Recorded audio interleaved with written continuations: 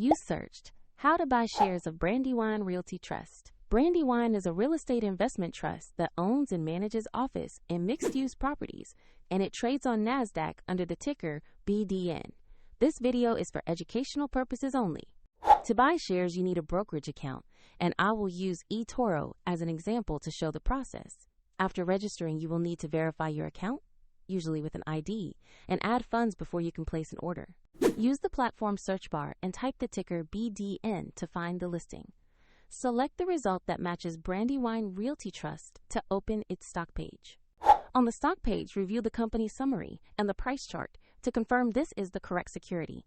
Make sure the ticker shows BDN and the market is NASDAQ. Tap Investor Buy, enter the amount you want to invest, then carefully review the order details before confirming.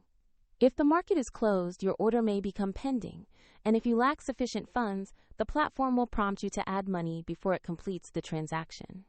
When the order is executed, the new position will appear in your portfolio view. A link to eToro is included in the description if you want to visit the platform.